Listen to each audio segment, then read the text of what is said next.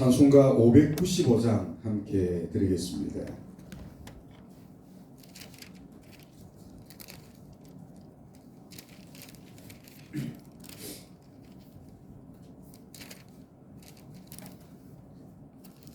(595장입니다)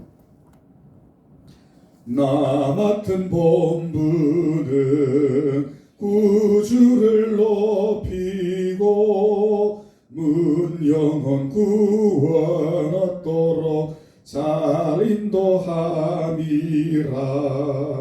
부르심 받들어 내 형제 섬기며 구주의 뜻을 따라서 내 정성 다하리. 주 앞에 모든 일 잘 행케 하시고 이후에 주님 배울 때 상 받게 하소서. 주 앞에 모든 일 잘 행케 하시고 이후에 주님 배울 때 상 받게 하소서. 나 항상 깨어서 늘 기도드리며 내 믿음 변치 않도록 날 도와주소서. 아멘.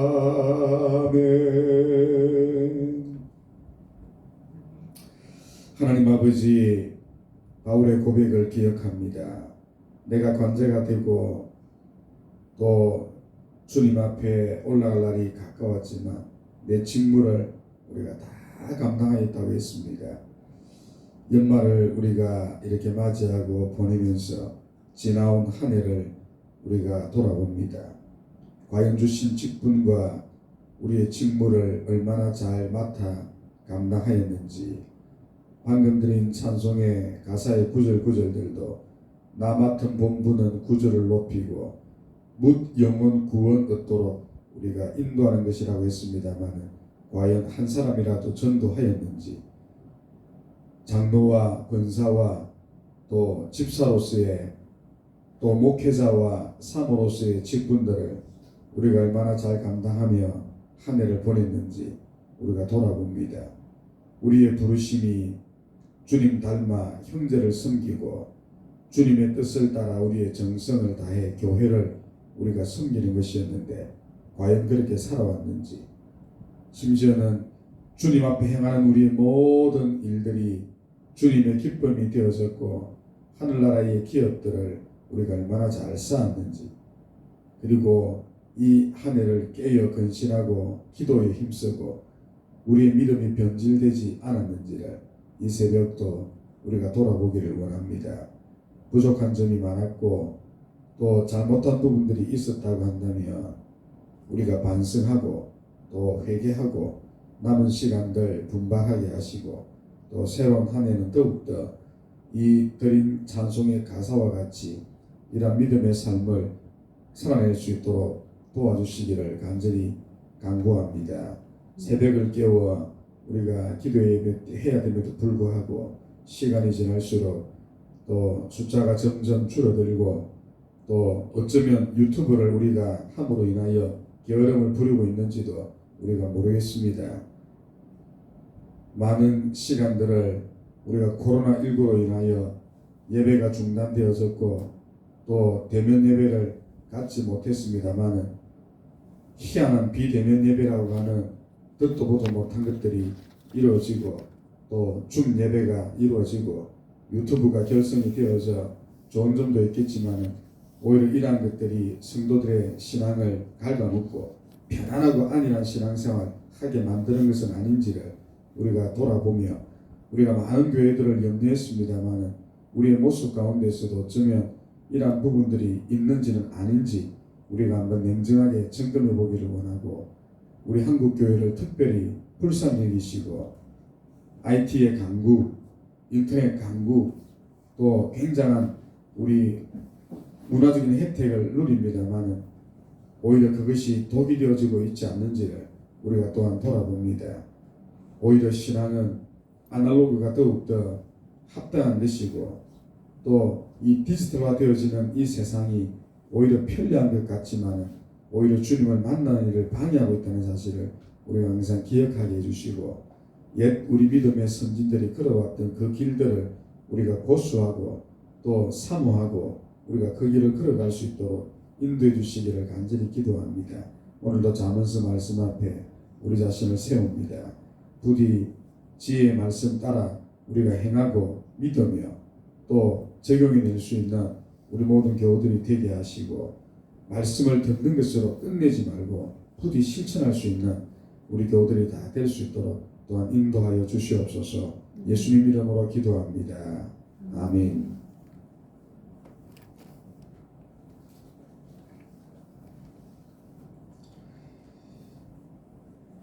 하나님 말씀 같이 찾습니다. 잠언서 18장 17절에서 24절까지 읽고 오늘은 18절 중심으로 생각해 보도록 하겠습니다. 구약성경 930페이지. 송사에서는 먼저 온 사람의 말이 바른 것 같으나 그의 상대자가 와서 밝히느니라. 제비 뽑는 것은 다툼을 그치게 하여 강한 자 사이에 해결하느니라. 노엽게 한 형제와 화목하기가 견고한 성을 취하기보다 어려운즉 이러한 다툼은 산성 문빗장 같으니라. 사람은 입에서 나오는 열매로 말미암아 배부르게 되나니 곧 그의 입술에서 나는 것으로 말미암아 만족하게 되느니라. 죽고 사는 것이 혀의 힘에 달렸나니 혀를 쓰기 좋아하는 자는 혀의 열매를 먹으리라. 아내를 얻는 자는 복을 얻고 여호와께 은총을 받는 자니라. 가난한 자는 간결한 말로 구하여도 부자는 엄한 말로 대답하느니라. 많은 친구를 얻는 자는 해를 당하게 되거니와 어떤 친구는 형제보다 친밀하니라. 아멘. 아멘. 지혜자의 삶의 원칙과 그 결과 오늘 두 번째 말씀 시간이 되겠습니다. 우리는 지난 17절에서 또 앞으로 살펴볼 24절까지의 이 말씀들이 우리 지혜자들의 삶의 원칙과 그 삶에 따르는 또 우리 결과들에 관한 말씀으로 연결되어져 있다는 것을 제가 말씀을 드렸고 그래서 특별히 그 가운데 하나가 17절 말씀이었습니다. 법정에서 흔히 나올 수 있는 상황들을 소개하면서 또 지혜자와 미련한 자의 모습들을 우리가 설명했었지요. 법정에서 가해자와 피해자 혹은 원고와 피고의 시비가 항상 있게 되지요. 재판장은 또 그것을 들으면서 올바른 판단을 이제 내리게 되는데 여기서 지혜로운 재판장은 두 사람의 이야기를 충분히 다 들은 다음에 시비를 그치게 만들고 정의와 공의를 찾아내는 그런 역할을 맡은 자가 재판장입니다. 그런데 어리석은 재판장이 만약에 있다면 한 사람의 말만 듣고 신속히 재판을 끝내서 문제가 발생할 수 있겠죠. 그러나 지혜로운 재판장 같으면 그것을 막기 위하여 충분히 시간을 두고 그 양측의 입장을 다 들어보고 또 검사와 변호사 입장도 들어보고 또 심지어는 공판기일을 여러 번 잡아가지고 또 심사숙고하고 또 조사하고 찾고 그래서 어쨌든 간에 이 시비를 정확하게 가려내고 옳은 것을 이렇게 옳다, 잘못된 것은 잘못됐다 그렇게 말함으로 인하여 사회의 공의와 정의를 실천하게 되는 것입니다.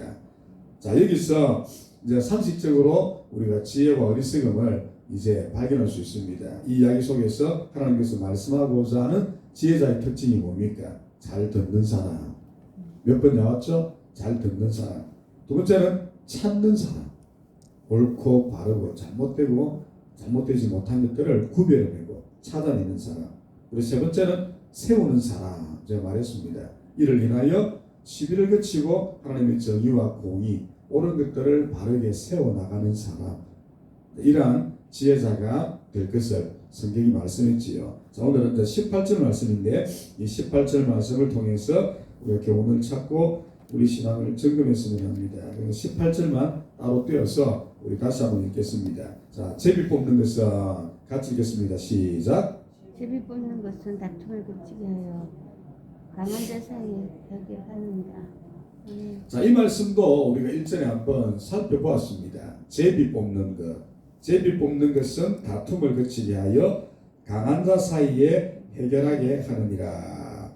우리 일전에 이 제비 뽑기에 관한 말씀을 제가 충분히 드린 것으로 압니다만, 이 제비를 뽑는다는 것은 아주 중요한 어떤 사건, 중요한 일을 앞두고 우리 구약 성경에서 어떤 그 결정 수단의 하나가 제비를 뽑는 것이었죠. 예를 들어서 12지파가 땅을 분배하는 것, 제비를 뽑았습니다.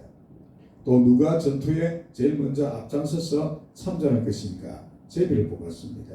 이와 같이 어떤 중대한 일을 앞두고 의사 결정 수단, 구약 시대에 이게 제비를 뽑는 것이었죠.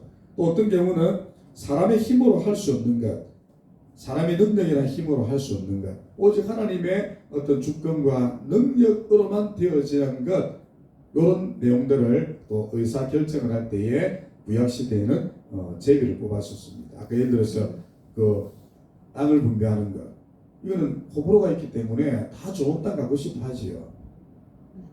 뭐 산이 있고 막 예를 들어서 광야가 있고 이런 땅은 누구나 다 싫어합니다. 그럼 누가 갈 겁니까? 아무도 가기 싫어하는데, 이런 경우는 이제 할 수 없이 제비를 뽑아야 되겠죠. 그래서 호불호를 떠나서 하나님이 주시는 대로 가는 겁니다. 그래서 예를 들어서 땅 분배 같은 경우, 이건 사람의 힘으로 할 수 없어요. 사람의 힘으로 따진다면 힘의 논리나 똑똑한 사람이나 이런 사람들이 다 좋은 거 찾아할 것이고, 무능한 사람이나 힘이 없는 사람은 좋은 거 못 찾아야겠지요. 이런 일이 발생하지 않도록 우리 사람으로 할 수 없는 그런 일을 행할 때에도 구약 성경은 제비를 뽑은 하나의 의사 결정 수단이었다. 심지어는 오늘 우리 말씀을 봅시다. 오늘 말씀처럼 다툼의 당사자들이 어떤 서로 각자의 주장을 합니다만은, 이 주장에 대하여 정확하게 어떤 근거를 가지고 당신 틀렸고 이 사람 말이 옳습니다, 여기에 더 구별이 되면 굳이 제비를 뽑을 필요가 없겠지요. 근데 어떤 경우는 어떻습니까? 이 사람 말도 옳고 이 사람 말도 옳은 경우가 있어요. 듣기에 따라서는 이 사람이 공정한 것 같고, 어떤 경우는 이 사람도 공정한 것 같아요. 살다 보면 그런 문제가 많습니다. 완전히 확연하게 진리 비진리가 드러나는 어떤 문제라 그러면 굳이 제비를 뽑을 필요 없겠지요. 근데 어떤 경우는 이게 진리 비진리 혹은 옳고 그름이 명확하지 않는 것이 있을 수 있습니다. 사람의 생각에 따라 다를 수 있고, 제가 늘 다양성을 많이 이야기했는데 다양한 것들이 있을 수가 있어요. 그럼 어떻게 합니까? 어느 편에 손을 들어주기가 매우 어려운 것이 있어요. 이럴 때 우리 구약 성경에 보니까 제비를 뽑았다. 그러므로 오늘 본 말씀은 시비를 거칩니다. 다툼을 거치게 해요. 아주 좋은 방법이지요. 심지어 하나가 더 있습니다. 이게 이제 죄악의 어떤 본성 중에 하나인데, 힘의 원리. 어떤 일을 하다 보면 힘이 강하고 약한 것이 있으면 자연스럽게 무게중심이 어디로 흘러갑니까? 힘이 있는 쪽으로 흘러가는 것이 이 타락한 본성이 가진 어떤 특징입니다. 힘의 원리, 돈의 원리, 또 머릿수의 원리, 이렇게 흘러가는 것을 막기 위하여 성경은 제비뽑기를 묘구한 적이 있다. 오늘 본문 한번 보십시오. 마지막 결론이, 그죠? 강한 자 사이에서 해결하게 합니다. 힘의 원리로 흘러가지 못하도록. 그렇게 되어진 많은 부분이 있을 때는 제비를 뽑는 겁니다. 그래서 힘의 원리나 또 머릿수의 원리나 또 돈의 원리로 어떤 일이 의사결정이 되지 않도록 이 막는 강력한 조치가 바로 제비를 뽑는 것이었죠. 그래서 구약 성경에는 이 제비 뽑기가 굉장히 많이 사실은 활성화되어져 있었고, 또 그러다 보니까 이 제비를 뽑는다고 했을 때 이제 전제가 되어야 되겠죠. 첫 번째는 이 제비를 뽑는 과정 속에 주님이 역사한다는 것을 인정해야 합니다. 소위 말하면 주님의 주권과 섭리를 겸허히 믿는 것이죠. 이게 바탕이 되지 않고서는 제비 뽑기 못합니다. 누가 한 사람이라도 싫어요, 나는 그렇게 못하겠어요 하면 안 되는 겁니다. 모두가 이 제비를 뽑는 과정 속에 눈에 보이지 않지만은 하나님의 섭리와 주권이 있음을 믿을 때에 이 제비를 뽑는 것이죠. 그 다음에 두 번째, 모든 결과에 대해서도 하나님께 뭐 하는 것입니까?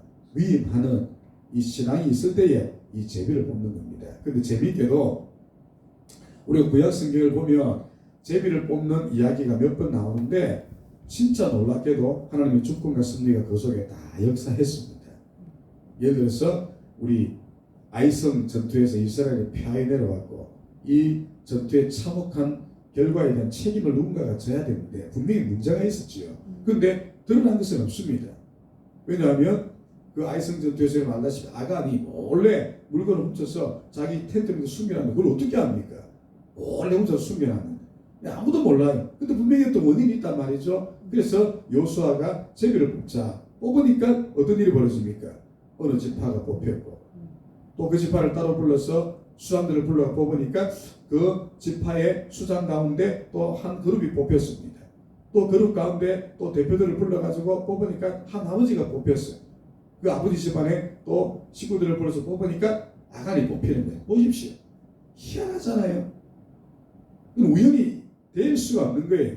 말 그대로 하나님의 주권과 섭리가 점점 좁혀가지고 한 사람을 제복하는데 정확하게 아이성 전투에 패전을 몰고 왔던 한 사람이 그렇게 이제 드러나게 되어지는데 요수가 묻습니다. 너 무슨 일 했니? 모르니까. 그러니까 이 아간이 고백 안 할 수가 없지요. 제가 여차저차 해가지고 하나님께서 처음부터 불태우라 그랬는데 그 신할 사람의 투한벌이 예를 들어 좋아가지고 또 금 한 덩이가 눈에 띄어가지고 이걸 제가 감추었습니다. 모속이죠. 하나님의 주권과 섭리가 정확하게 그 사람을 지목했기 때문에 죄가 드러나는 겁니다. 안타깝지만은 이 아간과 함께 그의 집안이 결국은 하나님의 참혹한 저주를 받아 몰락합니다. 그래서 발생한 역사적인 지명이 아골 골짜기예요. 한번 보십시오. 그 외에도 수많은 그 제비뽑기 이야기가 성경에 나와 있지만은 그 속에 하나님의 주권과 섭리가 안 드러난 것이 없습니다. 전부 다 드러났어요. 그러니까 이걸 아는 이스라엘 사회에서 제비를 뽑는다는 것은 승복 안 할 수가 없는 거예요. 하나님의 주권과 섭리가 과거의 모든 역사 속에 한 번도 어그러짐이 없이 다 드러났기 때문에. 그 다음에 그 결과도 보십시오. 제비뽑기의 결과가 잘못된 경우가 우리가 성경에 보면 한 끝도 없습니다. 다 주님의 영광이 드러났고 시비가 그쳤고 모든 문제가 아름답게 다 풀려졌습니다. 이스라엘 사회에서 이게 이미 오랜 세월 동안 정착이 되어졌기 때문에 누구라도 여기에 대해서 아니요 하고 한 적이 없습니다. 말 그대로 오늘 본문처럼 다툼이 그쳤고 강한 자 사이에 이게 해결 안 되는 것이 없었기 때문에 누구나 다 이게 하나님의 뜻이라고 생각하고 받아들였다는 것이죠. 이게 전제가 안 되면 제비뽑기는 있을 수도 없고 안 되는 것이었는데 이스라엘 사회는 그래도 감사한 게 타락하고 아니고를 좀 떠나서 이런 하나님의 주권과 섭리는 인정을 했었고 받아들였습니다. 그리고 과거에 자기들의 선조들이 이 제비를 뽑았을 때에 다 하나같이 하나님의 영광이 드러났습니다. 문제가 해결이 되어졌던 것이지요. 그래서 이 제비를 뽑기가 그 시대에 아주 성행했던 또 만연했던 하나님의 결정 원리의 수단이었다.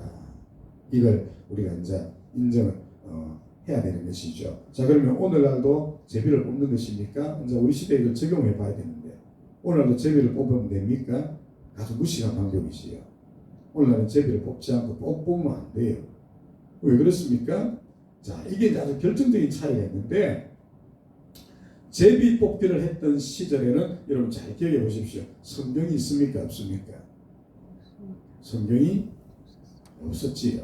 대개는 있어도 흔히 말하는 낙번 성경밖에 없었어요. 자, 모세가 땅을 분배하던 시절 성경이 있었습니까? 없었습니까? 그때는 성경이 겨우 이제 한두 권이 기록되어졌던 시대입니다. 모르겠어요. 이 제비를 뽑던 바로 그 시대 모세가 다 기록했는지는 모르겠지만 모세의 기록도 꽤 후대입니다. 후대. 창세기, 출애굽기, 레위기, 민수기, 신명기 흔히 말하는 이 모세오경이라고 그러죠. 후대 기록되어졌고 땅을 분배하고 제비를 뽑던 시절은 아직 성경이 기록이 안 됐을 가능성이 매우 컸던 시절입니다. 성경이 없어요. 그럼 어떻게 하나님의 의사를 결정하고 전달합니까? 그러니 제비를 뽑았단 말이죠. 물론 이후에도 제비 뽑기가 몇 번 있었습니다만 그때도 완벽한 구약 성경이 다 기록되지 않았습니다. 그러니까 흔히 말하면 하나님의 말씀이 없거나 겨우 이제 이렇게 기록이 되어지고 있던 시절 명확하게 하나님의 성경 말씀이 없던 시절에는 하나님은 의사, 결정전다 수단으로서 이렇게 제비를 뽑기를 하나님께서 요청했고 또 이스라엘에 따랐지만은 오늘날은 어떻습니까? 제비 뽑기가 필요 없을 만큼 완벽한 66권의 성경이 있고 성경이 답을 다 주고 있어요. 제비를 뽑을 필요가 없습니다. 우리가 말씀을 인정하고 믿는다면 하나님의 말씀은 제가 몇 번 여러분들에게 설교한 것을 압니다. 모든 것이고 전부입니다. 목회자인 제가 아주 오랜 세월은 아닙니다만 이 목회 현장 속에서 말씀을 연구하고 또 말씀을 연구하고 설교하고 합니다만 제가 말씀을 보면 정말 그래요. 완벽합니다. 모든 것이고 전부입니다. 안 풀리는 것이 없고 해결 안 되는 문제가 없어요. 성경은 모든 것입니다. 그래서 제가 성경을 여러 가지 각도에서 말씀드린 것이 있었죠. 카버넌트, 하나님의 언약의 말씀, 캐논, 이게 이제 바로 직접 연관이 되는데 성경을 캐논이라고 하는데 캐논의 뜻이 뭐라 그랬죠? 우리 카메라 캐논 제가 몇 번 이야기하면서 설교했습니다. 캐논이 무슨 의미를 가지고 있다고 그랬습니까? 갈 때 자라 그랬잖아요. 자, 캐논, 잣대. 하나님의 말씀은 우리 모든 것들이 잣대입니다. 그래서 많은 분들이 캐논, 성경을 캐논이라 잣대, 길이와 치수 이걸 재는 것 정확하게 판별을 내는 것 제비를 뽑을 필요가 없습니다. 성경이 캐논이기 때문에 우리의 모든 신앙, 우리의 삶의 잣대가 되기 때문에 그럼 이 성경은 모든 것이고 전부입니다. 오늘날 안 풀리는 것이 없고 해결 안 될 것이 없어요. 말씀을 잘 보면 그 속에 답이 다 있습니다. 그 다음에 여러분들이 인정할지는 모르겠지만 우리 교회 속에는 많은 영적 지도자들이 있습니다. 하나님께서 오늘날은 이 지도자를 통해서 모든 것들을 중재하게 하시는 것이지요. 여러분들 목회자의 말을 잘 듣고 순종해야 합니다. 교회의 영적 지도자들의 가르침을 순복하고 여러분이 잘 따라야 됩니다. 말씀의 원리를 따라 물론 행한다는 전제하겠지만은 하나님께서 그래서 지도자를 준 거예요. 그 말을 잘 따르면 굳이 제비 뽑기를 할 필요가 없습니다. 그런데 문제는 이걸 인정하지 않아죠, 여러분들이. 저도 오랜 세월 목회에서 봅니다만은 CCBB가 붙어서 목회자가 중재하면 따라야 되는데 안 따라요. 자기 마음에 안 들면 배척하지요. 그런 경우 저도 숱하게 제가 직접 경험했습니다. 어떤 문제가 성도 간에 발생해서 딱 보면 답이 보여서 이렇게 하면 좋겠고 이렇게 하면 안 돼요. 그러면 어떻게 합니까? 순종 안 합니다. 자기 마음에 들면 순종하는데 순종하는 경우를 별로 못 봤습니다. 지도력을 인정 안 하지요. 그게 문제인 겁니다. 세 번째는 가장 중요한 것이 있지요. 고민할 필요가 없습니다. 성경이 뭘 얘기합니까? 사랑과 화평과 관용이 하나님 나라의 특징 아닙니까? 그걸 따르면 해결 안 될 거 없어요. 안 따르니 문제지. 여러분 사랑의 원리를 따릅니까? 안 따르니까 문제지요. 관용의 원리를 따릅니까? 안 따르니까 문제지요. 화평의 원리를 따릅니까? 화목하라, 화평하라, 평화를 만들어가는 자가 되라. 따르면 다 해결됩니다. 안 따르니까 문제지요. 나보다 남을 낮게 여기고 겸손하라. 따르면 되는데 안 따르니까 문제가 발생합니다. 어렵지 않아요. 원리대로 안 사니까 문제가 발생합니다. 성경이 혹은 하나님이 우리에게 말하는 하나님 나라의 법칙과 원칙이 뭡니까? 서로 사랑하라, 관용하라. 내가 너희들에게 자비를 베푼 것처럼 너희도 서로 자비 베풀고 긍휼 베풀고 인자히 여겨라. 그럼 다 됩니다. 화평하라, 평화를 만들라. 다 됩니다. 안 하니까 문제가 발생하는 것이지요. 어렵지 않습니다. 굳이 제비 뽑을 필요 없습니다. 이 원리만 지키면 다 해결돼요. 말씀의 원리 따라가면 다 해결됩니다. 안 지키니까 문제지요. 이게 우리의 현재 실상입니다. 말씀대로 가면 아무런 문제가 없고 다 해결되고 하나님 나라의 원리와 원칙을 따르면 다 해결되는데 안 하니까 문제가 되는 것이지요. 그리고 깨끗한 양심을 회복하면 마지막 하나 깨끗한 양심을 회복하면 다 해결됩니다. 우리의 양심이 맑지 못하고 굳어 있어서 문제가 되는 것이죠. 이 사실을 우리가 반드시 기억할 수 있기를 바랍니다. 그런데 오늘날 안타깝게도 성도 간의 시비가 붙으면 이걸 중재적으로 해결할 자가 없어가지고 법정으로 가져갑니다. 심각한 문제지요. 우리 성경 한 권 읽고 마칩니다. 고린도전서 한번 가봅시다. 6장 1절에서 8절.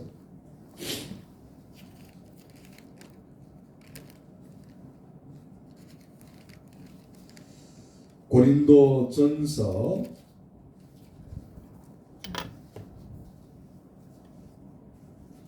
268페이지 신약 고린도전서 6장 1절에서 8절까지 우리가 천천히 한번 읽어보겠습니다.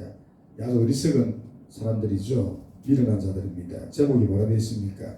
세상 법정에서 송사하지 말라고 되어 있죠. 1절부터 8절까지 같이 읽겠습니다. 시작. 너희 중에 누가 다른 이와 더불어 다툼이 있는데 구태여 불의한 자들 앞에서 고발하고 성도 앞에서 하지 아니하느냐. 성도가 세상을 판단할 것을 너희가 알지 못하느냐. 세상도 너희에게 판단을 받겠거든 지극히 작은 일 판단하기를 감당하지 못하겠느냐. 우리가 천사를 판단할 것을 너희가 알지 못하느냐. 그러하거든 하물며 세상 일이야. 그런즉 너희가 세상 사건이 있을 때에 교회에서 경외임을 받는 자들을 세우느냐. 내가 너희를 부끄럽게 하려 하여 이 말을 하노니 너희 가운데 그 형제간의 일을 판단할 만한 지혜 있는 자가 이같이 하나도 없느냐. 형제가 형제와 더불어 고발할 뿐더러 믿지 아니하는 자들 앞에서 하느냐. 너희가 피차 고발함으로 너희 가운데 이미 뚜렷한 허물이 있나니 차라리 불의를 당하는 것이 낫지 아니하며 차라리 속는 것이 낫지 아니하냐. 너희는 불의를 행하고 쏘이는구나. 그는 너희 형제로다. 이 말씀을 평생 기억하십시오. 첫 번째, 세상으로 끌고 나가는 것이 옳지 않다는 것. 두 번째는 얼마나 교회가 밀어나며 지혜자가 없으면 그렇게 하느냐. 세 번째, 송사하는 그들이 누구이냐. 너 형제 아니냐. 그럼 끝난 것인데 세 가지 원리가 나오면. 근데 그렇게 안 하죠. 얼마나 교회가 밀어나고 성도들이 밀어나고 어리석고 우매하고 그러면 이 문제를 부끄럽게도 세상에 끌고 가죠. 온 교회가 세상에 웃음거리를 되게 하고 우리 교회 속에 아무리 그래도 이걸 풀어줄 지혜자가 없습니까? 없는 것이 아니고 안 듣는 것이 문제지요. 지도자를 인정하지 않습니다. 시비가 붙으면. 그리고 평소에 형제자매라 그래놓고 평소에는 형제자매라 그래놓고 조금만 문제가 생기면 이 용납이 안 돼가지고 세상 법정으로까지 가야 되는 안타까운 일들. 오늘 우리 주위에서 얼마나 일어나고 있습니까? 다시 우리 자문서로 돌아가서 과거에는 아주 단순한 원리였지만 하나님의 주권을 인정했고 승리를 믿었고 결과를 승복했고 결과를 위임했기 때문에 이 일이 이루어진 거예요. 우리도 오늘 그렇게 하면 됩니다. 하나님의 주권 인정하고 말씀의 원리대로 가서 말씀대로 하고 또 우리가 다 형제 자매라고 하는 사실을 우리가 정말 인정한다면 안 풀릴 거 없고 해결 안 될 거 없어요.